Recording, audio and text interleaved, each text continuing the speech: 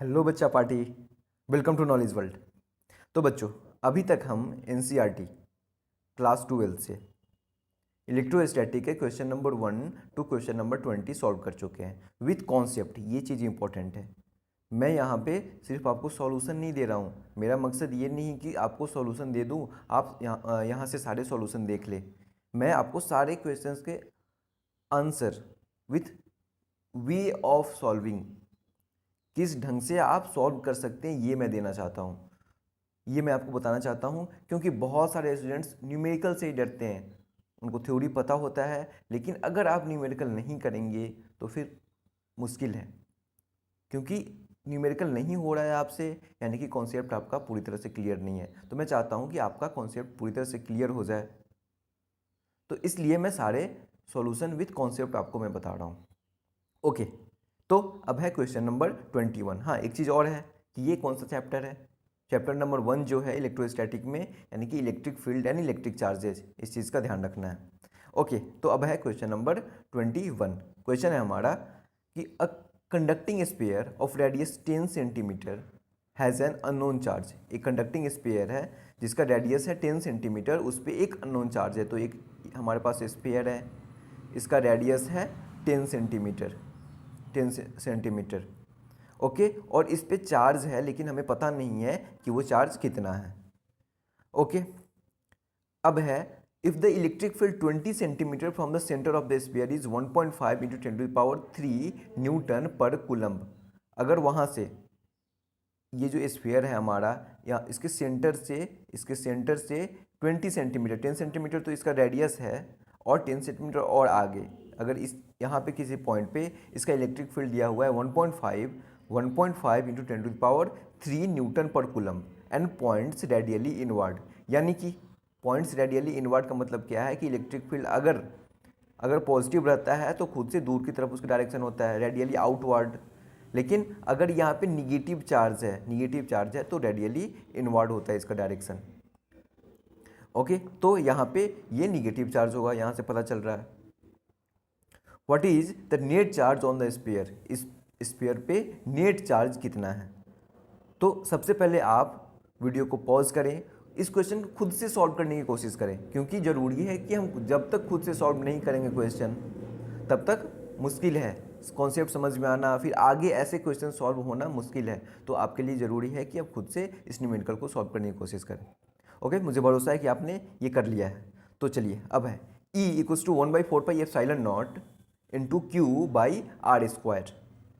तो 1/4πε0 जो K होता है, E = K Q/r², K का होता है 1/4πε0, और ε0 क्या होता है, परमिटिविटी इन फ्री स्पेस। ये ε0 ऐसे होता है, इस ढंग से होता है ε0। यहाँ पे आ नहीं पाया इसलिए ये E0 मैंने लिखा। ओके, तो ये होगा 1/4πε0 इंटू K/r²। तो E का वैल्यू क्वेश्चन में दिया हुआ है 1.5 इंटू 10⁻³ इज इक्वल टू 1/4πε0 का वैल्यू है 9 इंटू 10⁻9 इंटू Q/r। R दिया हुआ है 20 सेंटीमीटर। तो 20 सेंटीमीटर को हम जब मीटर में चेंज करेंगे तो आएगा 0.2 मीटर, तो इसका स्क्वायर। देन यहाँ से हम Q का वैल्यू फाइंड कर सकते हैं 1.5 इंटू 10⁻3, और यहाँ पे 0.2 का स्क्वायर, यहाँ पे डिवीज़न में है, तो यहाँ पे आ जाएगा मल्टीप्लिकेशन में, तो हो जाएगा 0.2 का स्क्वायर इंटू 9 इंटू 10⁻9। तो इसे जब हम सॉल्व करेंगे तो आएगा हमारा 6.67 इंटू 10⁻9 कूलम्ब। ये आएगा, यहाँ पे नैनो कूलम्ब नहीं होगा, 6.67 इंटू 10⁻9 कूलम्ब, ये हमारा आंसर होगा। इतना चार्ज होगा इस पर। ओके, तो ऐसे इस क्वेश्चन को सॉल्व करना था। नेक्स्ट क्वेश्चन हमारा है क्वेश्चन नंबर 22।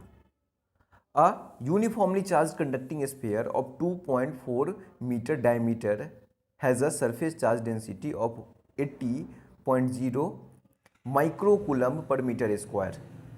यानी कि एक यूनिफॉर्मली चार्ज कंडक्टिंग स्फीयर है, यूनिफॉर्मली चार्ज कंडक्टिंग स्फीयर, फिर से स्फीयर आ गया हमारा। ठीक है, इसका डायमीटर दिया हुआ है 2.4 मीटर, तो रेडियस हो जाएगा 2.4/2 यानी कि 1.2 metre. Okay, has surface charge density of 80.0 यानी कि 80 micro coulomb per metre square, यानी कि 1 मीटर स्क्वायर में 80 माइक्रो कूलम्ब। तो टोटल स्फीयर पे टोटल चार्ज हम फाइंड करेंगे 80 इंटू इसका एरिया, क्योंकि 1 मीटर स्क्वायर में है 80 माइक्रोकूलम, तो एरिया फाइंड कर लेंगे, that will be total area of the sphere. और टोटल एरिया से जब हम मल्टीप्लाई करेंगे टोटल चार्ज में, यानी कि टोटल चार्ज इट मीन्स कि क्या कि 1 मीटर स्क्वायर में कितना चार्ज है उससे, तो हमें मिल जाएगा टोटल स्फीयर पे टोटल चार्ज मिल जाएगा। तो वही चीज़ सबसे पहले हमें फाइंड करना है, find the charge on the sphere, क्योंकि ये क्या है सरफेस चार्ज डेंसिटी।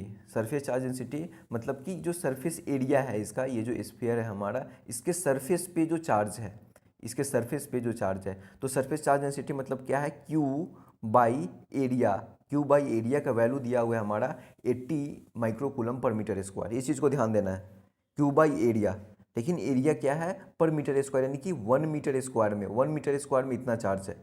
सिंपल देखो, बहुत सारे स्टूडेंट्स यहाँ भी कंफ्यूज होते हैं, तो ऐसा नहीं करना है। देखो Q बाई एरिया, लेकिन एरिया का वैल्यू यहाँ दिया हुआ है पर मीटर स्क्वायर, यानी कि 1 मीटर में चार्ज है 100 मीटर 80 माइक्रोकूलम। तो 2 मीटर में क्या हो जाएगा 80 इंटू 2, 3 मीटर में 3 मीटर स्क्वायर में 80 इंटू 3, 4 मीटर स्क्वायर में 80 इंटू 4, ऐसे हो जाएगा। तो यहाँ से हम टोटल चार्ज फाइंड कर सकते हैं। इसके बाद है what is the total electric flux leaving the surface of the sphere.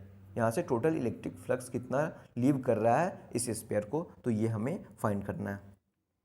तो अब जैसे कि मैंने बताया कि स्फीयर का हम कैसे फाइंड करेंगे टोटल चार्ज, तो टोटल चार्ज क्या हो जाएगा charge density into surface area, ऐसे लिखते हैं। लेकिन समझना क्या था कि क्योंकि 1 मीटर स्क्वायर में 80 माइक्रोकूलम है, 80 इंटू 10⁻⁻6, और यहाँ से मल्टीप्लाई कर देंगे surface area 4 pi r square, 4 pi r square, तो 4 पाई आर का वैल्यू हो जाएगा 1.2, क्योंकि डायमीटर दिया हुआ है 2.4, तो रेडियस हो जाएगा 1.2 मीटर स्क्वायर, तो ये हो जाएगा 1.44 इंटू 10⁻³ कूलम। तो टोटल चार्ज हो जाएगा स्फीयर पे 1.44 इंटू 10⁻³ कूलम। टोटल फ्लक्स यहाँ से हमें फाइंड करना था Q बाई एप्सिलॉन नॉट, तो Q का वैल्यू होता है 1.44, Q का वैल्यू होता नहीं है, क्वेश्चन में दिया हुआ है, क्वेश्चन में यहाँ पे दिया हुआ है, हमने यहाँ फाइंड किया 1.44, क्वेश्चन में जो गिवन डेटा थे वहाँ से हमने फाइंड किया 1.44 इंटू 10⁻³ तो इसी Q का यूज़ करके हम करेंगे 1.44 into 10⁻³ divided by epsilon not का वैल्यू होता है, एप्सिलॉन नॉट मतलब permittivity in free space vacuum में कितना परमिटिविटी होता है 8.85 इंटू 10⁻12, तो वहाँ से जब हम कैलकुलेट करेंगे तो ये आया 1.63 इंटू 10⁸ न्यूटन पर कूलम मीटर स्क्वायर, न्यूटन पर कूलम मीटर स्क्वायर। तो ऐसे इस क्वेश्चन को सॉल्व करना था। फिर से वही, अगर चार्ज हम फाइंड कर चुके हैं तो यहाँ से electric flux Q by epsilon not का वैल्यू हमें पता है 8.85 इंटू 10⁻12, तो बस इसी चीज़ को हमें समझना था। ओके, तो ऐसे सारे क्वेश्चन आप सॉल्व करते रहे, ये आपके लिए काफ़ी ज़रूरी है, विद कॉन्सेप्ट सॉल्व करें। ओके, ये लेसन देखने के लिए थैंक यू।